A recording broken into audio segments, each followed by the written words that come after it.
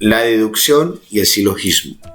Es aquella relación que vamos a hacer entre el silogismo como un elemento de la filosofía lógica que claramente nos contribuye a organizar nuestro pensamiento para con uno de los tipos de pensamiento como lo es la deducción. Recordemos un poquitico estos tres métodos o estos tres tipos de pensamiento o de métodos para construir pensamiento filosófico junto a otros, como la hermenéutica, la tesis, la dialéctica. Bueno, el primero es el deductivo, es aquel pensamiento que parte de premisas universales, es decir, generales, y que se llegan a premisas particulares. El silogismo, pues de manera especial, el deductivo, en este caso el aristotélico, es el que desarrolla justamente este proceso, que parte de un todo, de un conjunto universal, y se llega a situaciones individuales, a situaciones concretas. Luego, el pensamiento o el método inductivo es lo contrario. Este parte desde conceptos particulares, desde situaciones individuales, y a través de ese proceso de raciocinio termina o concluye con conceptos o ideas universales. Es lo contrario. La analogía no toma ninguno de los dos elementos, ni lo particular a lo general, ni lo general a lo particular, sino que la analogía hace una serie de comparaciones, de relaciones desde lo particular hasta lo particular, y a partir de allí pues también establece conclusiones. La definición entonces cae entre la deducción y el silogismo. Como bien lo sabemos, son premisas generales por la cual pues, obtienen conclusiones o a llegar a juicios particulares a partir de la deducción. Entonces, en un silogismo vamos a encontrar, si bien es cierto que ya le hemos hablado varias veces, tres elementos, que es la premisa mayor, que esta es una generalización, un concepto universal. Luego encontramos una premisa menor, que en la mayoría de los casos es un hecho individual, un hecho particular.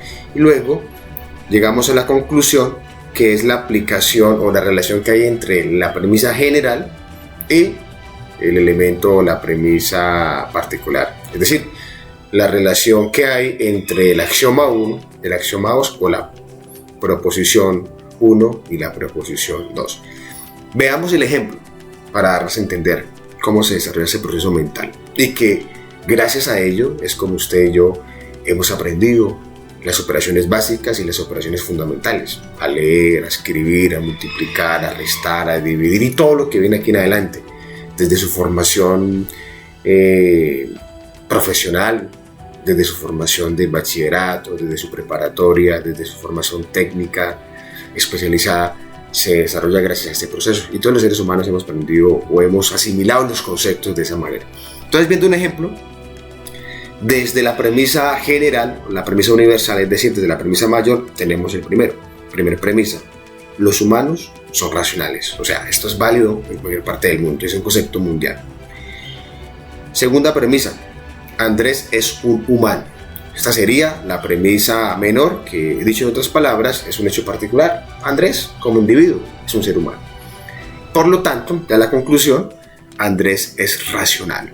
Que en este caso llegamos a esta inferencia deductiva a partir de la relación entre la premisa universal y la premisa particular. Entonces ahí tenemos la definición y un primer ejemplo, una primera aproximación de lo que es la relación que hay entre deducción y el silogismo.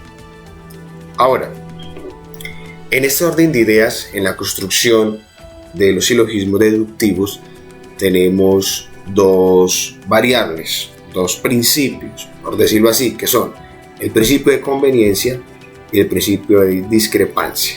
Bueno, ¿qué quiere decir eso? Vamos a ver entonces el primero, el de conveniencia, y es que cuando se establece de lo que se diga de género, deberá aplicarse en las especies. ¿Qué quiere decir eso? Que conforme se inicia evaluando o definiendo en el axioma o en la proposición, no preposición, sino proposición, o en la premisa número 1, o en la universal, también se debe aplicar en la particular y por ende se debe llegar a la conclusión. Hablábamos hace una serie de semanas que para que un silogismo sea válido debe empezar con premisas positivas y debe llegar a conclusiones positivas, o viceversa, debe empezar con premisas negativas y llegar a conclusiones negativas. No puede ser, digamos, lo contrario. La falacia no puede llegar a que se inicia con premisas positivas y llegar a negativas, o iniciar con premisas negativas y llegar a positivas. Ahí hay una paradoja, una contradicción. El silogismo puede tener el cuerpo, la estructura básica, pero sería inválido. Entonces, en este caso, se parte de géneros, del género en la especie, en el género, en la primera premisa, en la universal, en la mayor, y en la particular, y la conclusión también debe ser la misma. Entonces, veamos el ejemplo. Primer premisa: los árboles tienen ramas. Ya, eso es válido, eso es universal. Segunda premisa, la menor: el pino es un árbol. Hace parte de este género, hace parte de esta especie, por decirlo así, y comparte pues esa misma naturaleza del resto de árboles que tienen ramas.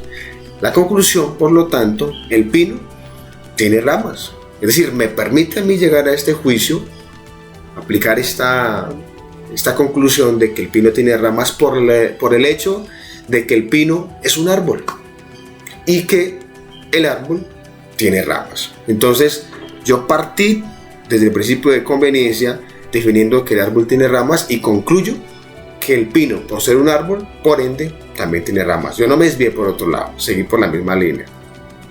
Aquí está la razón de ser de que la lógica filosófica contribuye a que el pensamiento sea estructurado y organizado, es decir, coherente. Ahora veamos el principio de discrepancia. El principio de discrepancia indica que lo que se inicia como negación, como una antítesis, como una contradicción, deberá también negar las especies y concluir de esa manera, lo que les hablaba de las reglas. Cuando inicia con premisas negativas, termina con la conclusión negativa, y cuando inicia con premisas afirmativas, termina con premisas o conclusiones afirmativas. Así como se niega el todo, es decir, lo universal, también debe negar lo particular. Veamos el ejemplo. Los filósofos presocráticos no vuelan. No vuelan, no son aves. Segunda premisa: Heráclito es un filósofo presocrático, este que existió antes de Sócrates. Conclusión: por lo tanto, Heráclito no vuela. ¿Por qué? Porque Heráclito no es un filósofo presocrático que no vuele. Heráclito no hace parte de las especies de las aves, no hace parte de las especies de las gaviotas o cualquier otro animal que vuele. Entonces, esa es la coherencia y la pertinencia que debe tener el principio de discrepancia. A grosso modo, para concluir, la deducción es la forma de razonamiento que consiste en partir desde un principio general, desde ideas generales, para llegar a una idea, a una conclusión particular desconocida. Ya les hablaba que nosotros aprendimos así desde nuestra época de preescolar y primaria. Y lo que se parte desde algo universal es para llegar a algo individual, particular, que se desconoce. De lo contrario, pues no haríamos este tipo de juicios, porque si ya lo sabemos. Segunda conclusión: el procedimiento o el pensamiento deductivo parte de una aseveración, es decir, desde un prejuicio universal o general, para llegar a una aseveración o a una afirmación particular. Es decir, yo parto desde una afirmación, desde una tesis, desde un argumento universal, y pues hombre, voy a llegar a una situación particular. Yo no espero que parta de lo general para llegar a algo más general. O bueno, en el caso de la analogía, pues si parto de situaciones particulares para llegar a particulares. Listo, estudiantes. Este es pues la contextualización. Nos dedicaremos en Classroom y en Zoom a hacer ejercicios de silogismo deductivo. Gracias.